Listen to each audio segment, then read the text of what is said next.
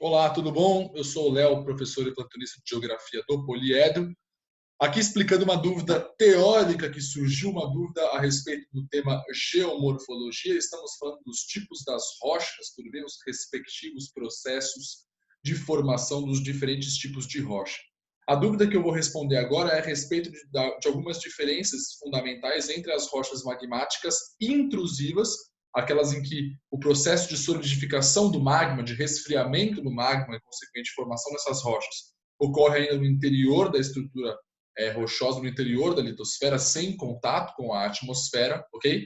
E as rochas magmáticas extrusivas, que, como o próprio nome sugere, né, são aquelas em que o ambiente de solidificação, de resfriamento do magma e consequente formação da rocha é já um ambiente externo, é já um ambiente em contato com a atmosfera. Tudo bem? Entre as muitas diferenças que a gente pode abordar entre esses dois tipos de processos, basicamente, a maior parte delas gira em torno da própria velocidade de solidificação do material magmático e formação da rocha.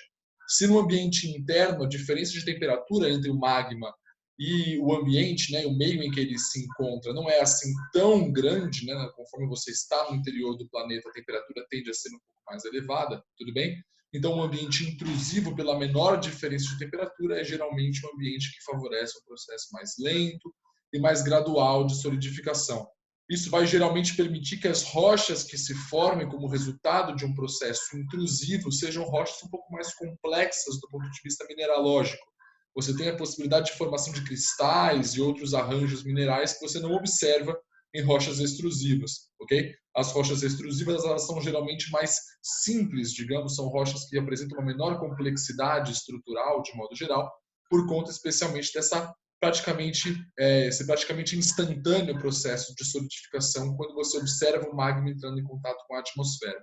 A diferença de temperatura é tão grande que, nesses casos, geralmente a solidificação, né, o resfriamento, a formação da rocha é praticamente instantânea, demora alguns poucos minutos no máximo. Tudo bem? Então, por conta dessa diferença fundamental, a gente pode estabelecer algumas diferenças nas características, na própria feição desses tipos de rocha. Vou mostrar aqui alguns exemplos, talvez não fique assim tão claro, né, pela resolução do vídeo, mas só para a gente ter mais ou menos uma ideia. Temos aqui um exemplo de um granito, uma rocha magmática intrusiva, tudo bem?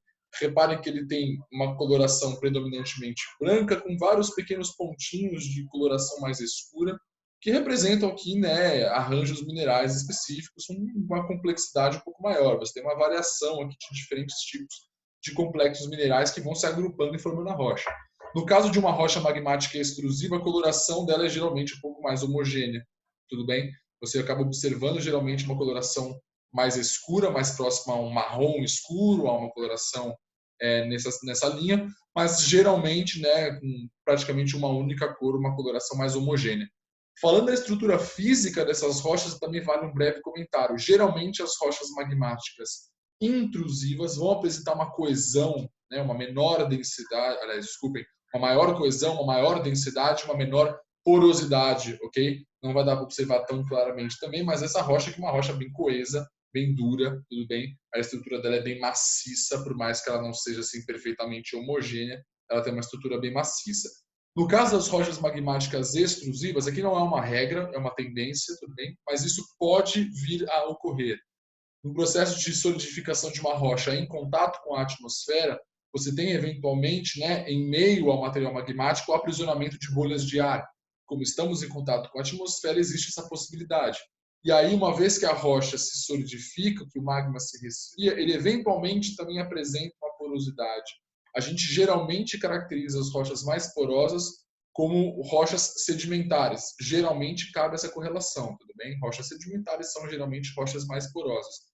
Mas você tem também a possibilidade de formação de rochas magmáticas com um pouco mais de porosidade, se ocorrer esse processo que eu exemplifiquei. E a rocha que eu tenho aqui é um exemplo de rocha vulcânica, dá para observar aí que ela tem alguns furos, alguns buraquinhos, tudo bem? Poros, que são justamente formados por ocasião dessa condição, bolhas de ar em meio ao material magmático durante o processo de solidificação. Okay? Então, você pode se valer dessa comparação entre rochas magmáticas intrusivas e extrusivas para diferenciar a estrutura física. Extrusivas podem apresentar uma estrutura mais porosa e, portanto, menos densa.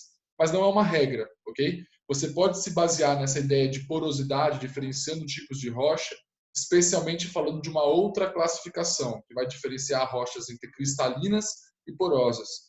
Entre as cristalinas, nós teríamos magmáticas e metamórficas, principalmente, e as porosas, predominantemente, as rochas sedimentares. Então, você pode se valer da estrutura física de uma rocha para diferenciá-las, ok? Para diferenciar uma rocha de outra, mas você geralmente vai fazer uma comparação entre cristalinas e sedimentares e rochas mais porosas. Mas, por outro lado, recapitulando, reforçando a ideia, você também pode fazer uma comparação entre magmáticas intro e extrusivas com base na comparação entre as estruturas físicas, geralmente, então, rochas magmáticas extrusivas um pouco mais porosas do que as magmáticas intrusivas.